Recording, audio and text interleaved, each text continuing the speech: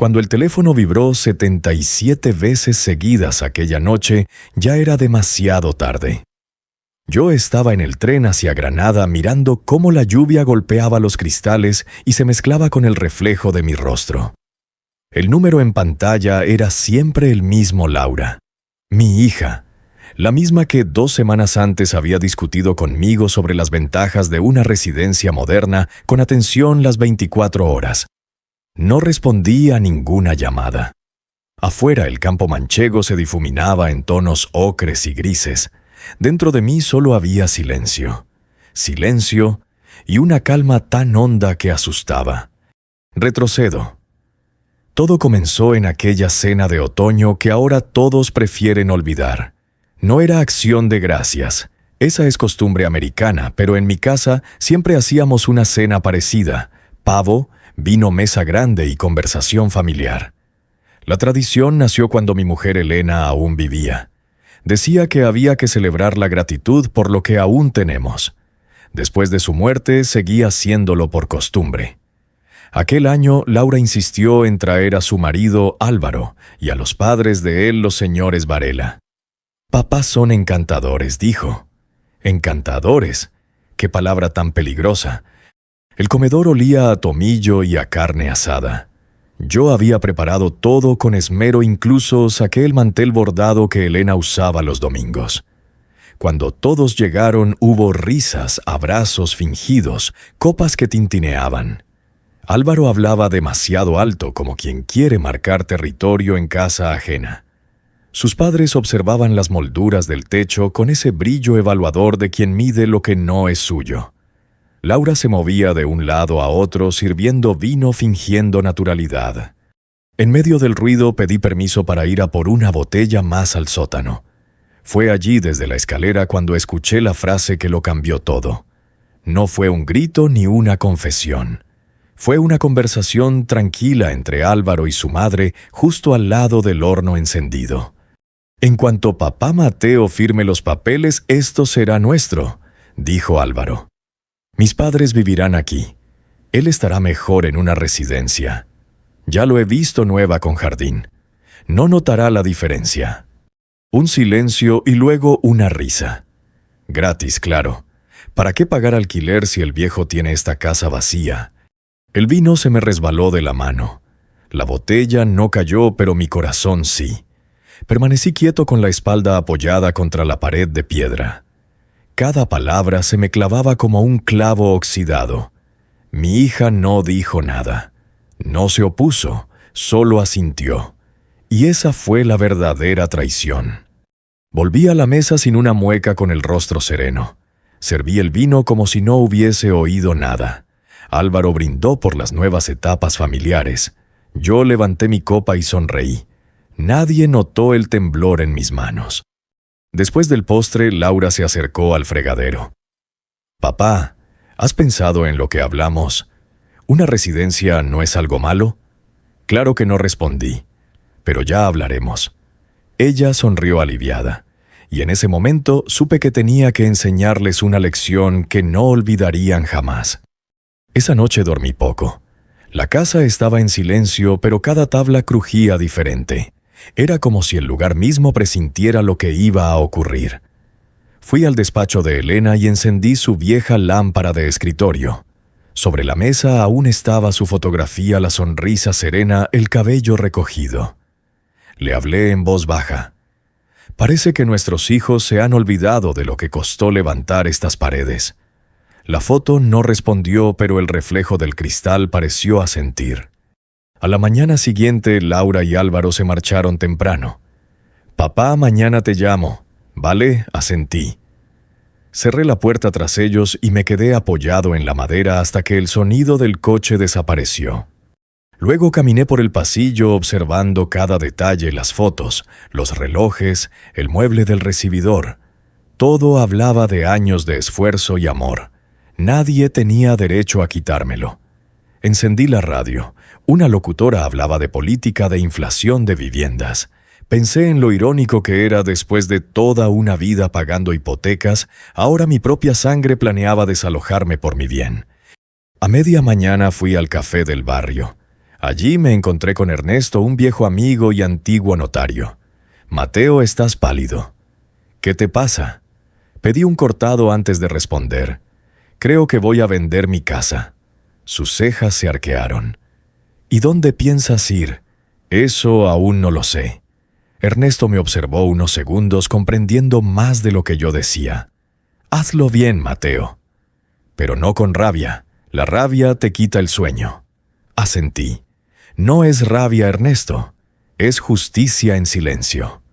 Volví a casa con una idea fija. No pelearía. No gritaría. Les dejaría creer que habían ganado. Y cuando estuvieran seguros de su victoria, les enseñaría que el respeto no se hereda, se mantiene. Abrí mi cuaderno de dibujo, aún conservaba el pulso firme y tracé un esquema. No era un plano de casa, sino un plano de venganza. Con líneas claras, fechas aproximadas y una frase arriba del todo: actuar sin ruido. Sonreír mientras caen. Fuera el sol se ocultaba detrás de las torres de Toledo. Encendí una vela. El aire olía a madera vieja y promesa cumplida. Sabía que lo que estaba a punto de hacer cambiaría mi vida y la de ellos. Y por primera vez en años sentí una extraña sensación de paz. El amanecer llegó lento con una neblina que se aferraba a los tejados del casco viejo. Toledo despertaba como una ciudad de piedra húmeda y recuerdos. Yo encendí el fuego de la chimenea más por costumbre que por frío y preparé café en la cafetera italiana que Elena compró en un viaje a Ronda. El sonido del vapor llenó el silencio de la casa. Un silencio denso necesario. En la mesa seguían los restos de la cena, copas con marcas de labios, migas, servilletas arrugadas. Parecía el campo de batalla de una guerra familiar que solo yo sabía que había empezado. Encendí la radio. Una voz hablaba de política municipal, de presupuestos. Nada cambiaba en el mundo. Solo yo había cambiado. El primer mensaje de Laura llegó a las 9:05. «Papá, ¿has dormido bien?», pensé en lo que hablamos. «Quizá deberíamos ir a ver esa residencia de la que te hablé. Tiene jardín y piscina. Te va a encantar». Leí el mensaje sin contestar. Luego lo borré. La segunda notificación llegó 1 hora después de Álvaro. «Don Mateo, no se preocupe por el papeleo. Yo me encargo de todo. Usted solo tiene que firmar cuando estemos listos». Me reí, una carcajada baja seca. Hacía tiempo que no sonreía de verdad, pero esa risa tenía filo. Salí al patio. El limonero que Elena plantó seguía vivo, aunque ya torcido por los años. Las hojas olían a memoria. Me senté bajo su sombra, cerré los ojos y recordé. Recordé cuando Laura era pequeña y jugaba con una cometa de colores. Recordé las noches en que Elena y yo pintábamos las paredes con nuestras propias manos. Todo lo que teníamos lo habíamos construido juntos sin pedir nada a nadie. Y ahora me querían reubicar. Esa palabra sonaba igual que enterrar. Decidí salir a caminar.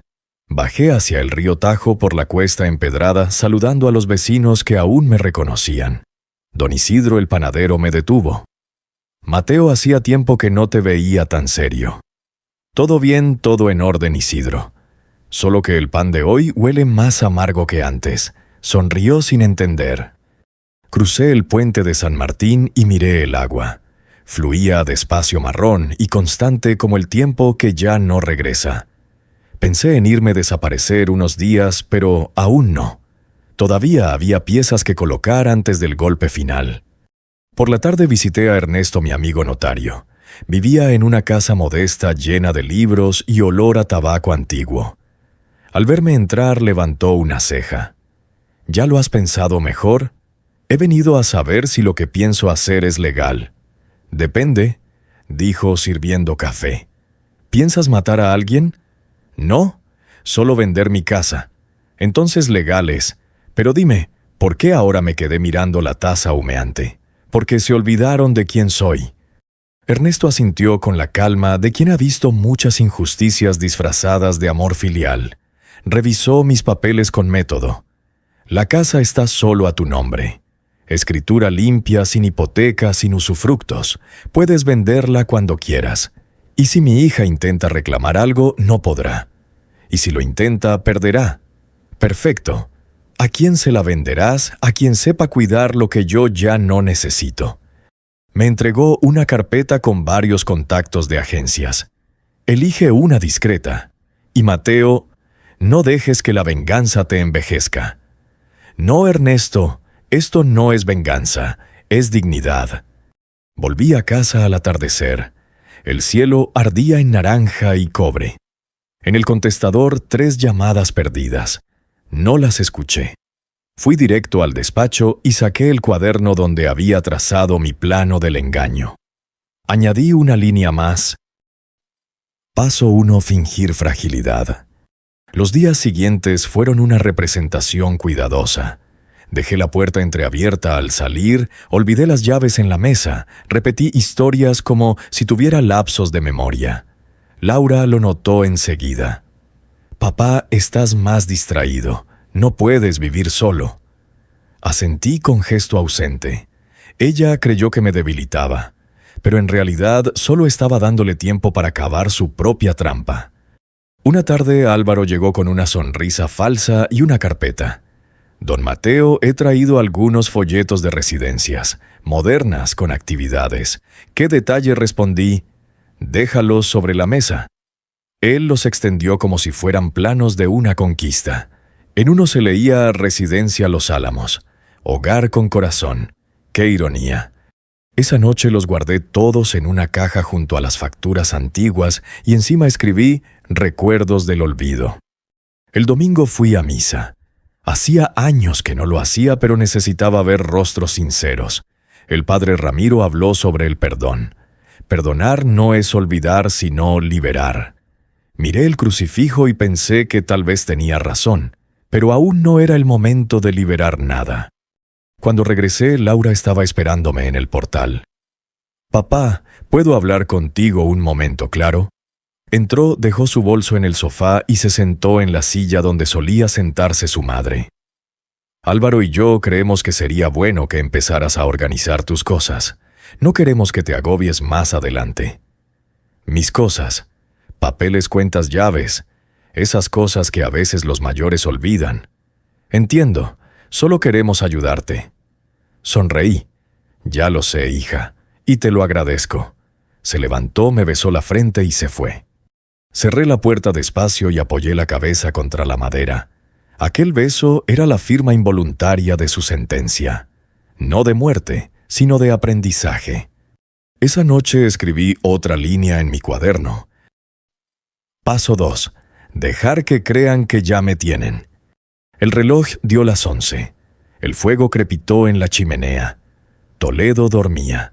Yo también cerré los ojos, pero mi mente seguía despierta, afinando cada detalle del plan. Había comenzado el silencio que precede al golpe. Y el golpe sería limpio, legal y definitivo. Una semana después, el plan ya tenía la solidez de un edificio bien diseñado. Yo, que pasé media vida dibujando planos de aulas y reformas escolares, sabía que todo proyecto empieza por una base firme y termina con una línea de cierre. Esta vez la línea final sería una firma. La mía. Por las mañanas fingía debilidad, caminaba más lento, dejaba la radio encendida sin recordar apagarla. Los vecinos empezaron a saludarme con ese tono condescendiente reservado a los viejos. Perfecto. La imagen funcionaba. A veces actuar con humildad es la mejor trinchera. El lunes recibí a Carmen Rivas, la agente inmobiliaria que me recomendó Ernesto. Puntual, elegante y directa. «Don Mateo, me han dicho que busca discreción». Más que discreción, dije, «Quiero silencio absoluto». Ella asintió profesional. «Nadie sabrá nada hasta el día de la firma. ¿Tiene usted una cifra en mente?» «No me importa el dinero. Solo quiero que la casa tenga un nuevo dueño antes de que mi familia se dé cuenta». Carmen tomó nota sin pestañear. «Toledo está en alza. Con su ubicación y ese jardín podría venderla en menos de un mes.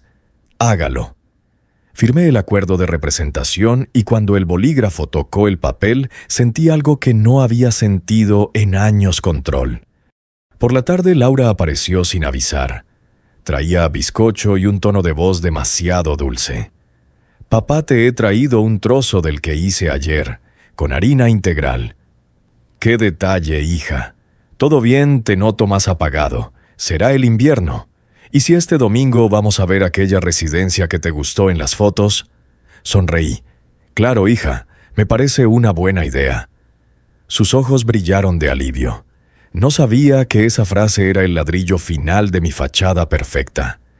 Los días siguientes fueron un teatro minucioso. Cada gesto calculado, las facturas acumuladas en el recibidor, las luces encendidas por descuido, los platos sin recoger. Todo apuntaba a un anciano al borde del colapso. Mientras tanto, Carmen trabajaba en la sombra. Trajo a un matrimonio joven de Madrid, recién casados, encantados con el encanto rústico de la casa. La venta avanzaba como un río subterráneo.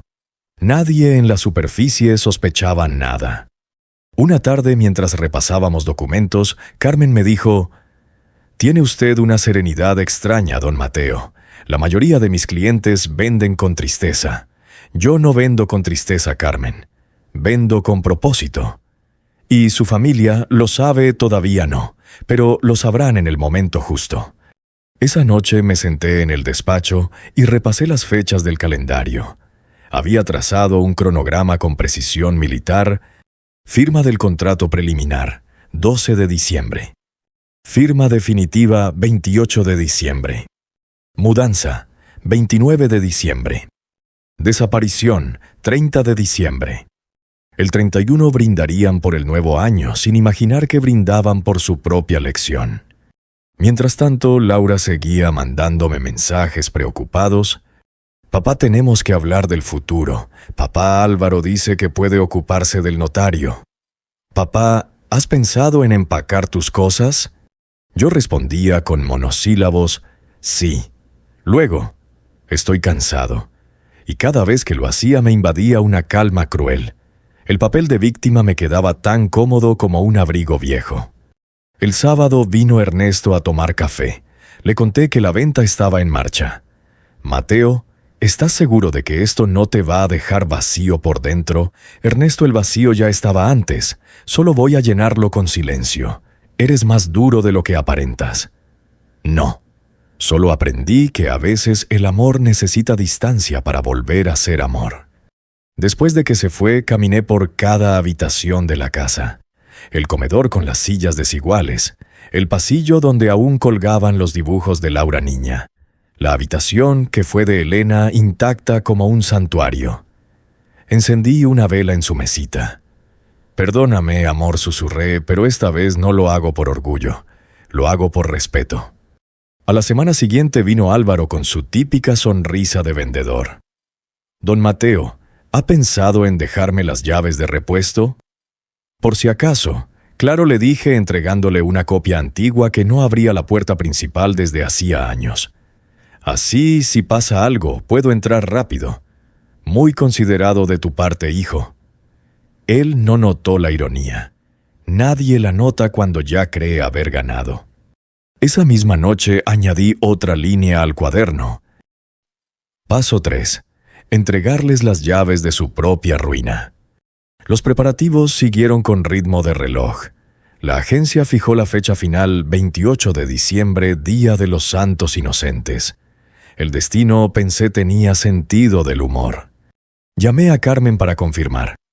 «Todo listo, don Mateo. Los compradores pagan al contado». «Perfecto. ¿Y usted dónde irá después a un lugar donde nadie me busque?» Cuando colgué, miré mi reflejo en el espejo del salón. El hombre que vi no era un anciano derrotado. Era un arquitecto que acababa de terminar su obra maestra. Una venganza limpia, legal, sin un grito, sin una lágrima. Solo un cierre de puerta. En la repisa del comedor había una foto de familia. Laura con su vestido de boda, Álvaro abrazándola, y yo al fondo sonriendo. La tomé y la guardé en un cajón. No para destruirla, sino para recordarme que el amor, cuando se convierte en interés, también se vende. Esa noche dormí profundamente. El plan ya no era un secreto. Era una realidad en marcha. Solo quedaba esperar el día en que todo se derrumbara con elegancia. A finales de diciembre, Toledo olía a frío y a chimenea. Las luces navideñas colgaban perezosas entre las calles empedradas y en los escaparates ya brillaban los turrones y los jamones envueltos en papel dorado. Mi casa también tenía su propia decoración, una trampa envuelta en rutina. Cada detalle estaba diseñado para sostener la ilusión de un anciano dócil, confiado, indefenso. Pero bajo ese disfraz se movía un hombre despierto. Y cada día que pasaba mi familia cavaba un poco más su propio pozo. El 20 de diciembre, Laura llegó con una carpeta azul. La sujetaba con esa mezcla de timidez y autoridad que usan los hijos cuando creen saber más que uno. «Papá, mira, son los folletos de la residencia de la que te hablé. Está en Talavera con jardines, enfermería y hasta clases de pintura. Parece bonito», dije hojeando las páginas sin mirar.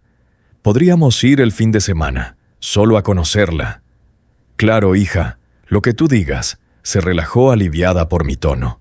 Me besó la mejilla y fue a la cocina a prepararme una infusión.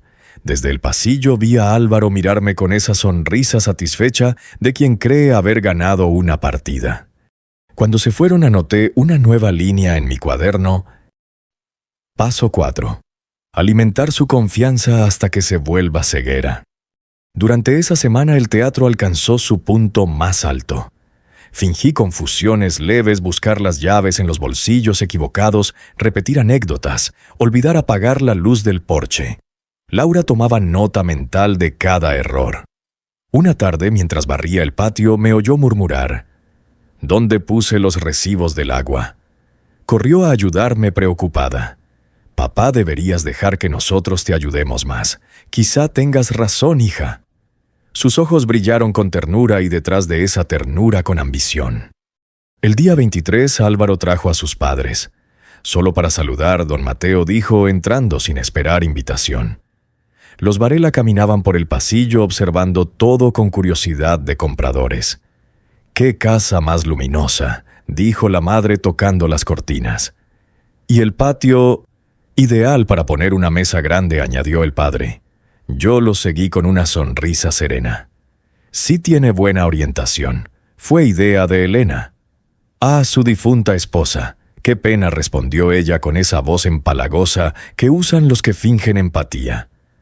Álvaro los observaba en silencio orgulloso. En un momento incluso se atrevió a decir: «Cuando estemos todos instalados, esto parecerá una casa de revista». «Seguro que sí», contesté.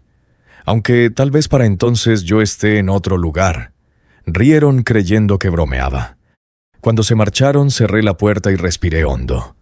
El eco de sus risas aún flotaba en el aire.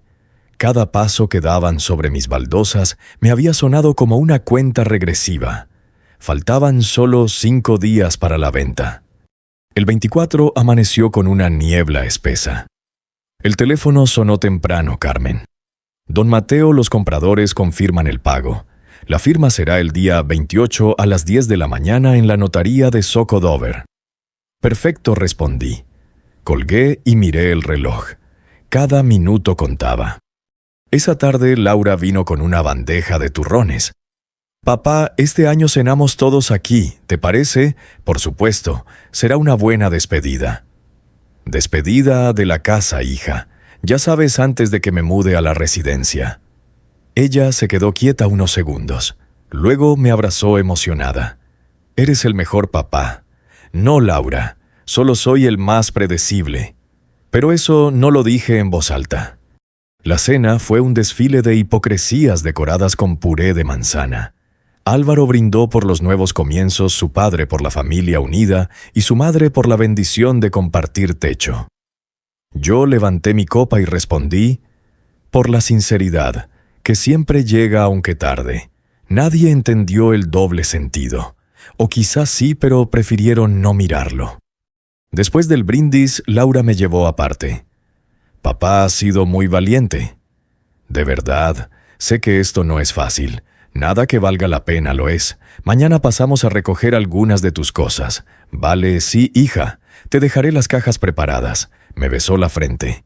y ese beso tibio y rápido fue la confirmación de que todo salía según el plan. Esa noche, cuando el reloj marcó la medianoche, abrí las ventanas. El aire helado entró en la sala moviendo las cortinas. Encendí una vela junto a la foto de Elena. ¿Ves? Todo sigue su curso, amor. El reflejo de la llama se duplicó en el cristal como si ella me sonriera desde otro tiempo. El día 26, Ernesto me llamó para confirmar su asistencia a la notaría.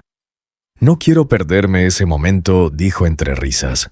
«No lo harás. Llega a las 10 menos cuarto». El 27 fui al mercado y compré pan, vino y flores frescas. No por nostalgia, sino por ceremonia. Quería despedirme de la casa con dignidad. Mientras barría el patio, una vecina me saludó desde la acera. «¿Se va usted, don Mateo?» «Dicen que vende». «Sí», respondí, «pero solo vendo las paredes. Lo demás me lo llevo dentro». No entendió, pero sonrió educadamente. Esa noche, antes de dormir, repasé cada punto de mi cuaderno. Fingir fragilidad hecho.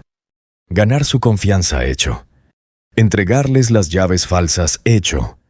Cerrar la venta en curso. Debajo escribí una última frase. El respeto no se pide, se enseña. Dormí con el corazón sereno. Al amanecer, el sonido de las campanas me despertó con una claridad nueva. Era el último día que despertaba en esa casa como propietario, y, paradójicamente, me sentía más libre que nunca. El 28 de diciembre amaneció con un cielo gris perlado, ese tono que precede a la lluvia en Castilla. Me desperté antes del alba sin alarma. No era nerviosismo, era puntualidad del alma. Puse a calentar agua, preparé café y me quedé mirando la llama del hornillo. El vapor ascendía despacio, igual que mis pensamientos tranquilos inevitables. Hoy era el día, el último acto. Me puse la chaqueta que Elena me regaló en nuestro aniversario número 30. El forro estaba algo gastado, pero aún conservaba el olor a hogar.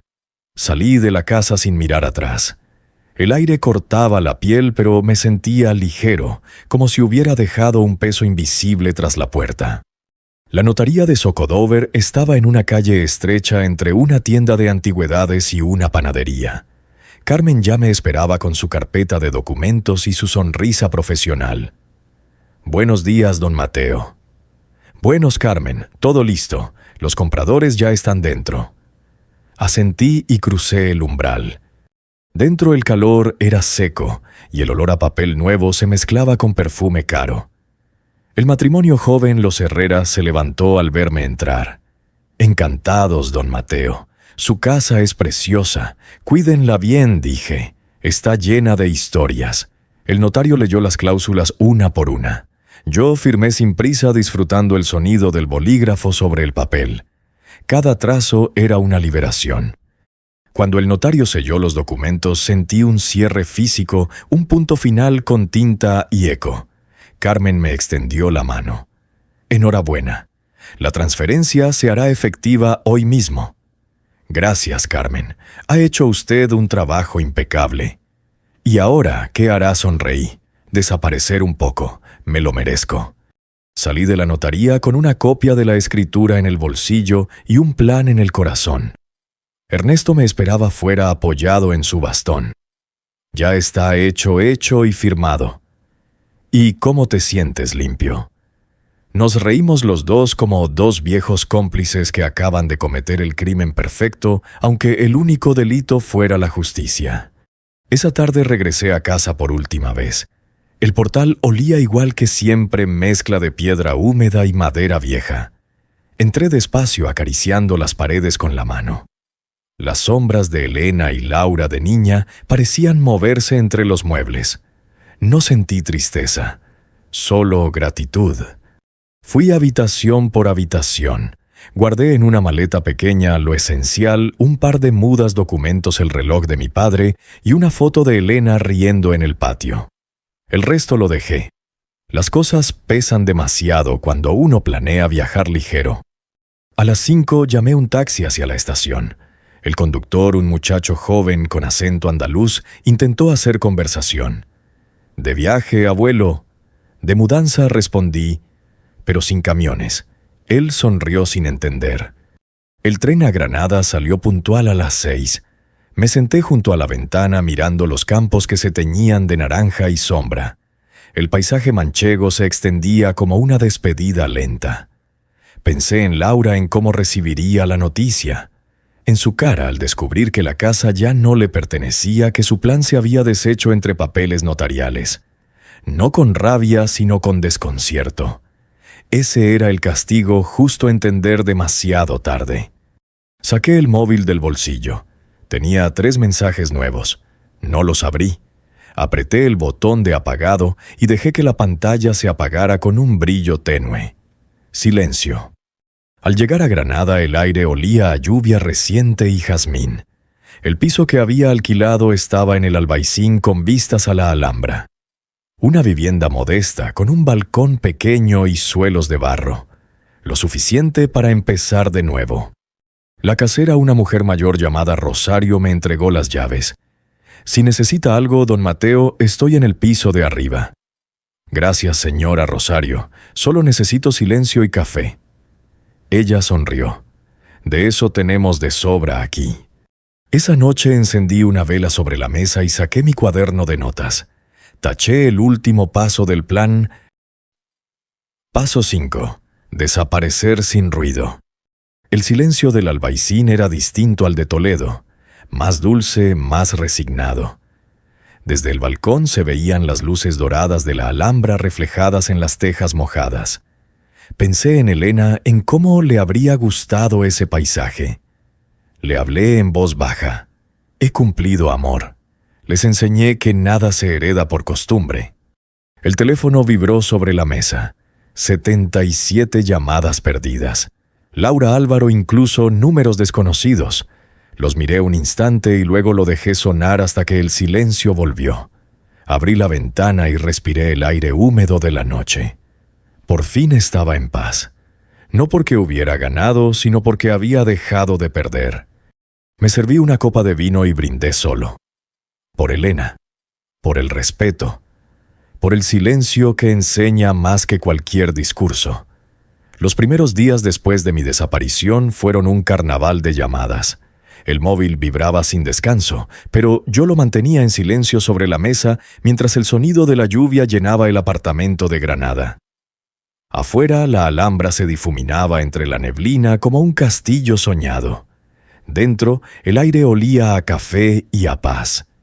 Imaginaba la escena en Toledo con una precisión casi arquitectónica, Laura entrando al salón con su carpeta de planes, Álvaro presumiendo de control, los padres de él midiendo las paredes soñando con pintar de beige el dormitorio principal. Y luego, el golpe. El timbre. El cartero entregando un sobre con membrete de notaría. El silencio al leer la palabra venta. Aquel día yo estaba sentado en el balcón viendo las palomas posarse sobre las tejas cuando mi teléfono mostró el primer intento de llamada Laura. Luego otro y otro. 37 en total antes del anochecer. Ni una contestada. Me limité a preparar un guiso sencillo, poner un disco de guitarra clásica y escuchar cómo mi venganza se desarrollaba a cientos de kilómetros sin necesidad de un solo gesto. La justicia más elegante siempre viaja por correo certificado. 2 días después sonó la puerta. Era Rosario la casera. Don Mateo le ha llegado una carta. Me la tendió envuelta en un sobre arrugado con remitente de Toledo.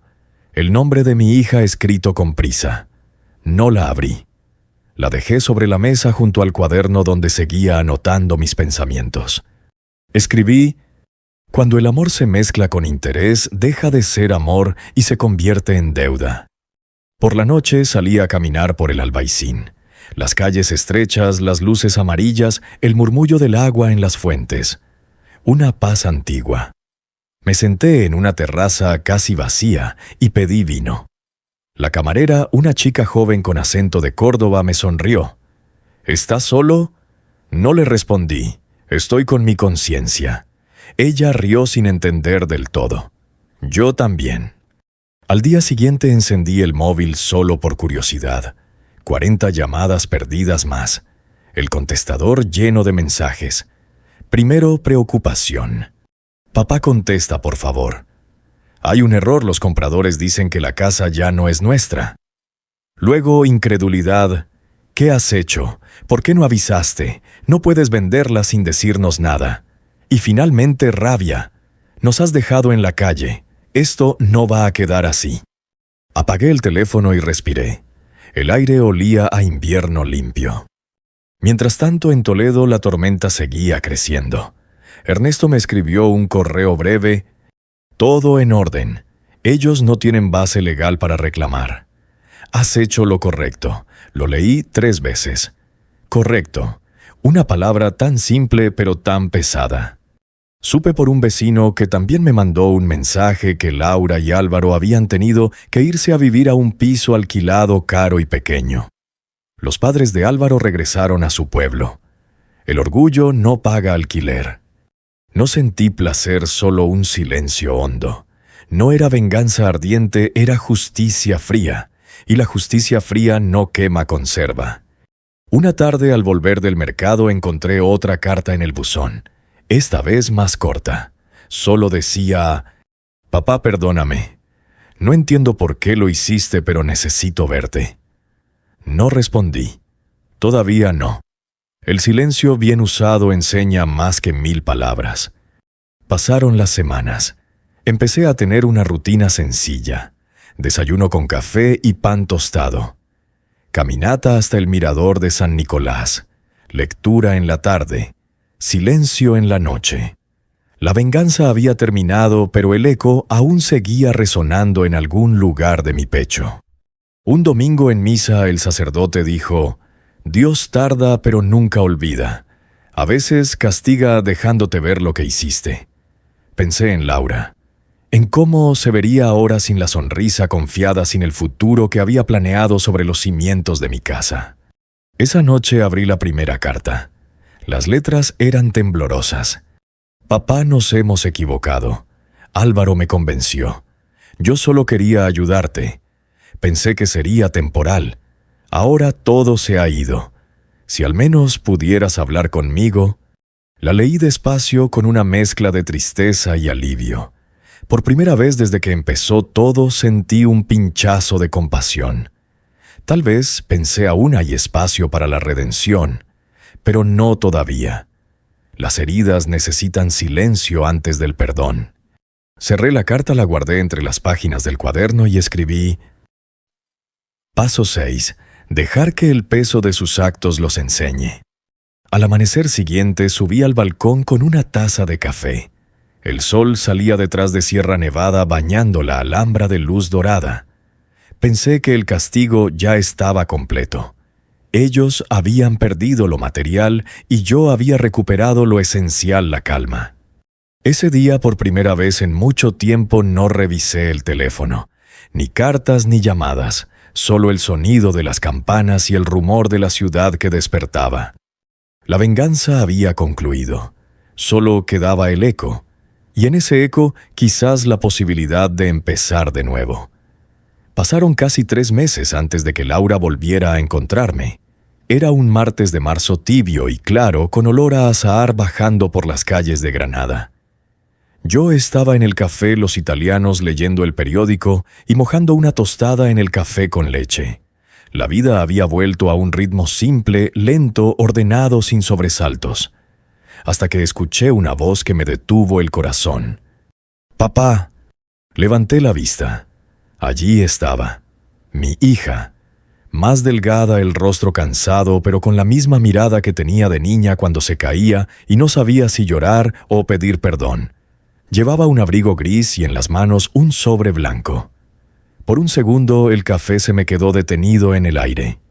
«Laura, te busqué por todas partes», dijo sentándose frente a mí sin esperar permiso. «Nadie sabía dónde estabas. Ernesto me dio una pista». No respondí. Solo la observé.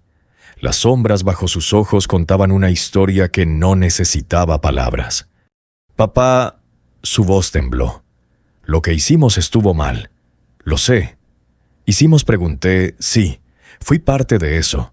Creí que era lo mejor que te cuidaríamos, pero me cegó la comodidad y la voz de Álvaro pesaba más que la tuya. ¿Y ahora, dónde está él? Se fue. Bajó la mirada. Perdió el trabajo, los padres se marcharon y me dejó con las deudas. El silencio se acomodó entre nosotros como un invitado incómodo.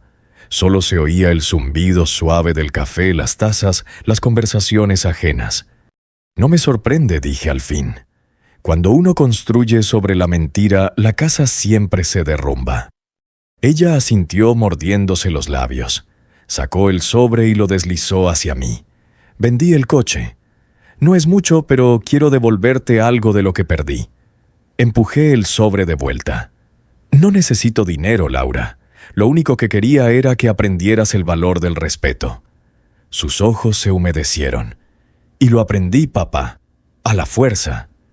Durante un largo rato no dijimos nada.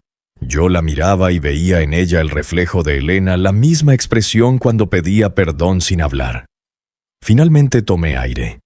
Cuando vendí la casa no lo hice por venganza. Lo hice para que entendieras que nada en la vida es seguro, ni siquiera el amor si se apoya en el interés. Lo sé, susurró. Y tienes razón, no te lo digo para herirte, te lo digo para que no repitas el error. Papá, ¿podrías perdonarme algún día? Ya lo he hecho. Sonreí con suavidad. El rencor pesa más que la maleta que traje aquí. Ella sonrió entre lágrimas. Por primera vez en meses sentí que el aire entraba limpio en mis pulmones. ¿Te quedarás un tiempo en Granada?, pregunté. Sí, encontré un trabajo en una librería. Necesitaba empezar desde cero. Entonces lo estás haciendo bien. Todos necesitamos un principio nuevo. Ella me tomó la mano. Su tacto era tibio real. Gracias por no rendirte conmigo. Gracias por venir a buscarme. Nos quedamos así en silencio mirando la gente pasar por la calle Gran Vía. El reloj de la catedral marcó las 12. El sol caía sobre los tejados como una bendición pequeña.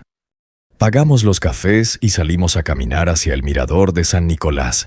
Desde allí la Alhambra se extendía dorada bajo el cielo azul.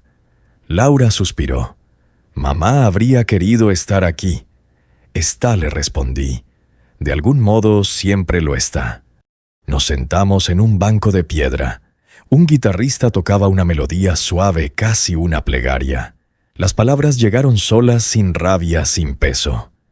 La familia no es la sangre, hija, es la memoria. Y la memoria solo vive si se cuida con respeto. Ella asintió y en su mirada había algo que no veía desde hacía años: paz. La misma paz que yo buscaba desde el día en que todo comenzó. Nos quedamos allí un buen rato viendo cómo la luz cambiaba sobre las murallas. Cuando el guitarrista terminó, Laura me miró. «¿Puedo volver a verte mañana, claro?» Pero sin sobres ni disculpas, solo café y conversación. Trato hecho. Mientras bajábamos por las calles estrechas, pensé que la justicia, la verdadera, no está en hacer sufrir, sino en enseñar sin destruir. Había recuperado a mi hija, y con ella el sentido de todo. Esa noche antes de dormir escribí la última línea en mi cuaderno. Paso 7. Perdonar para ser libre. Cerré el cuaderno, lo guardé en el cajón y por primera vez en mucho tiempo dormí sin sombras. Reflexión final. Voz del narrador. A veces la vida nos enseña que el castigo más grande no es perderlo todo, sino comprender demasiado tarde lo que valía.